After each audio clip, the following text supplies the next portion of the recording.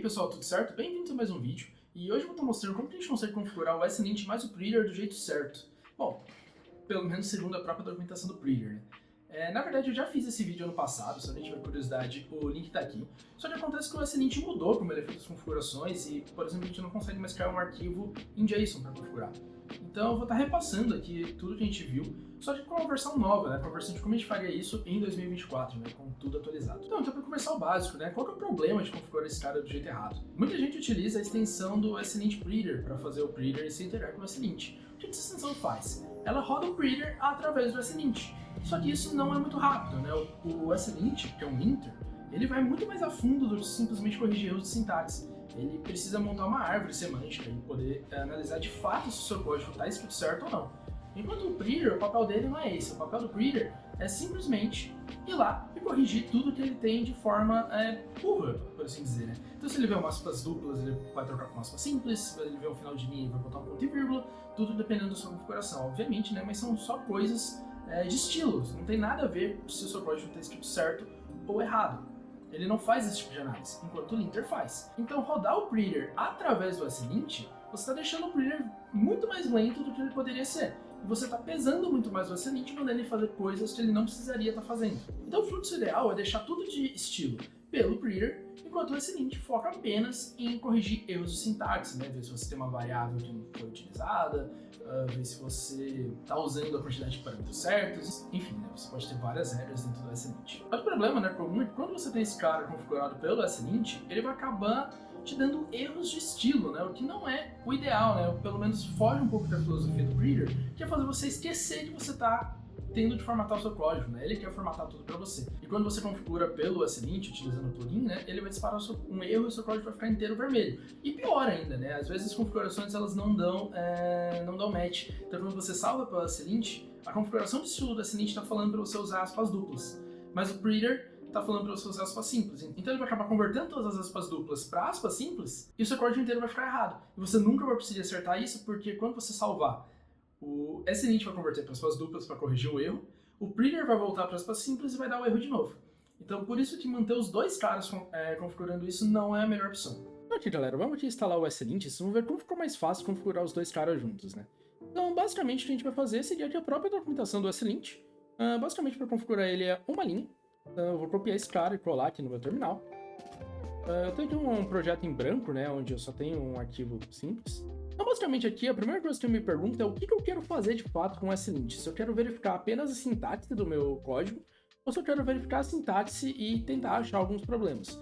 Então, assim, tanto faz qual opção você vai escolher aqui. Porque se você olhar o vídeo anterior, tinha mais uma opção. Quero verificar a sintaxe, verificar problemas e verificar o estilo de código. Tanto que o SNint costumava te dar a opção de baixar um estilo conhecido, como o estilo do Google, o estilo do Airbnb, foi muito popular com a época, e agora ele tirou isso. Justamente porque não é o papel do linter verificar estilo. O papel de formatar o código e manter esse estilo padronizado vai vir do Preader. Aqui tanto faz, eu vou marcar que eu quero verificar a sintaxe e achar problemas. Agora ele está perguntando que tipo de projeto eu estou usando. Se eu estou usando um JavaScript com módulos, né? Se eu estou importando basicamente as suas com import e export, ou se eu estou usando o JavaScript CommonJS, que eu vou usar o require e o módulo exports. Aqui no meu caso eu estou usando como JS, mas independente do seu caso ele vai funcionar. Eu não estou usando nenhum desses frameworks, né? Então eu vou marcar aqui que não estou usando. Também não estou usando o TypeScript. E aqui ele está perguntando onde o meu código está rodando, né? No meu caso eu não estou rodando no navegador, estou rodando apenas no Node. Nessa tela aqui você vai apertar espaço para marcar e desmarcar. E usar as setinhas para poder mover entre os caras. Então eu vou desmarcar o navegador, o browser, e vou marcar o Node e dar um Enter para prosseguir. Agora ele vai pedir para instalar o SNint. Eu vou dar aqui marcar que sim, e ele pode instalar com o próprio np. Com o SNint instalado, a gente pode ver aqui atrás que eu já tenho um problema de sintaxe no meu código, né? Ele está falando que eu tenho aqui a variável teste, só que ela nunca foi utilizada. Se eu vim aqui colocar um dog, por exemplo, ele vai falar que essa variável nunca foi definida, então ele já está funcionando. Lembrando que isso só funciona porque aqui eu tenho instalado a extensão do SNint, né? Ela chama SNint mesmo, é esse cara aqui. Quando a gente clica em instalar aqui no VS Code, habilita ela e automaticamente ela já vai estar funcionando. Com o SNint instalado, ele não está mais verificando estilo de código, né? Então se coloca aqui ponto e vírgula ou aspas duplas, ele não olha mais isso. Então para ele tanto faz. O que a gente vai fazer agora é instalar o Preader para eles cuidar desse tipo de coisa. Então como que a gente vai instalar o Preader? A gente vai seguir a própria documentação dele, não tem segredo mais aqui.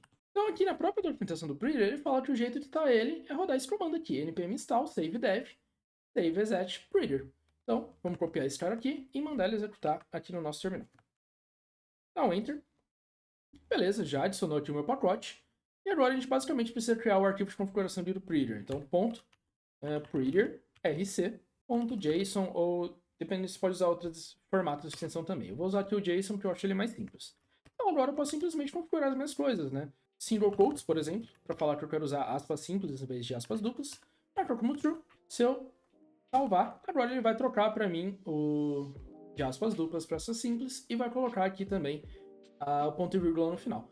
Basicamente, isso tudo a gente precisa fazer agora, porque o próprio Silent já não está mais verificando estilos de código. Então a gente pode manter o Preader fazendo isso.